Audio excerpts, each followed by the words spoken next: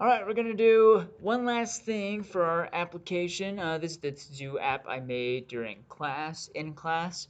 It functions the same as the one we made online, but I just wanted to show you that there's something enabled called a progressive web app, where you can install this website on your device as a web application.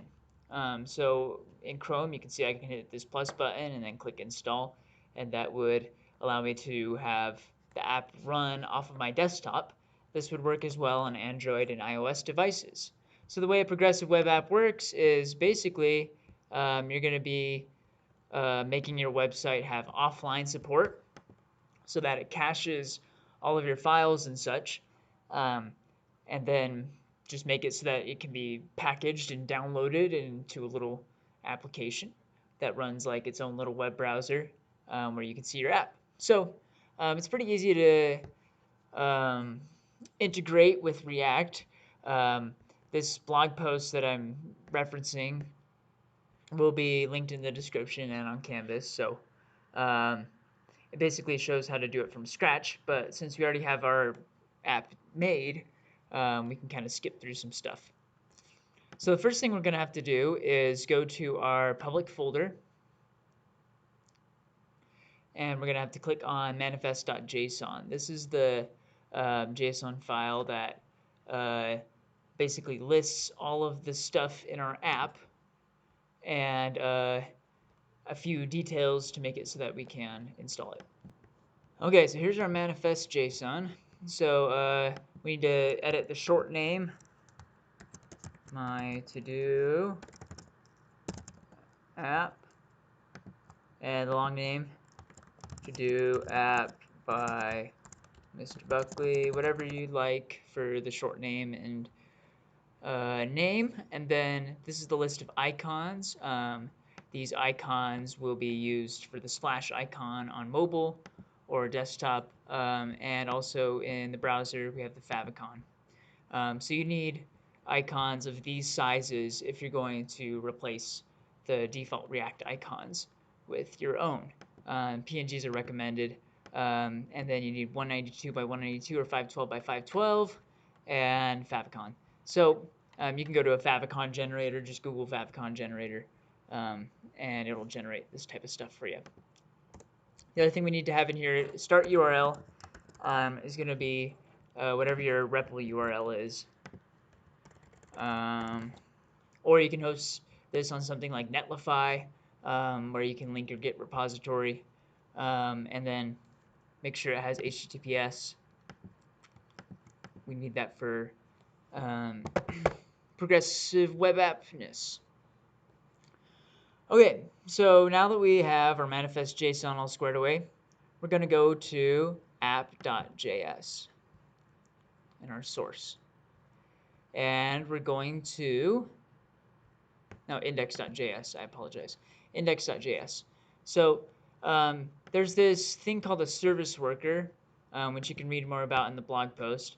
What a service worker does is it basically caches all of our stuff. So we need to change this from unregistered to register, and it will cache all our stuff. We can go to it in a new tab.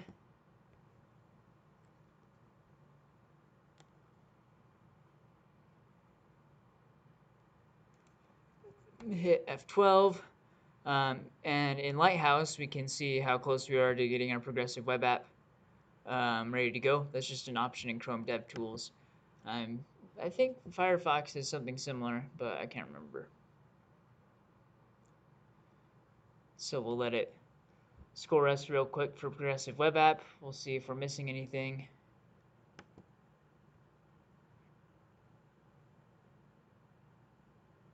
Timed out waiting for start URL to respond. Okay, let's fix that real quick.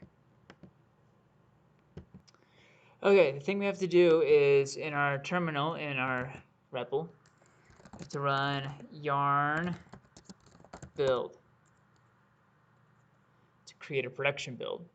so that it will actually generate our files in a build folder that we can then reference in our progressive web app. All right, so now we just type in the commands that have been given to us in REPL. So we have yarn global add serve, and then serve -s build.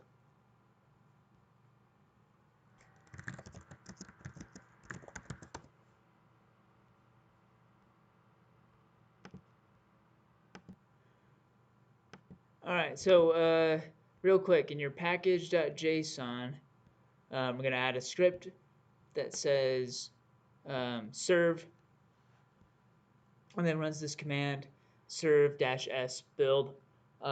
This is so that your build folder with all your compiled HTML, CSS, JavaScript can be served. And then in the command line, you do yarn run serve. Okay, so right there, yarn run serve, because the global serve wasn't working for some reason. And then it'll pop up with this thing right here. And then if you open this in a new tab, you can see now that the install button is enabled. Install to do app. And should be able to work. Progressive web app. There you go. Hope you enjoyed the series and have a great day.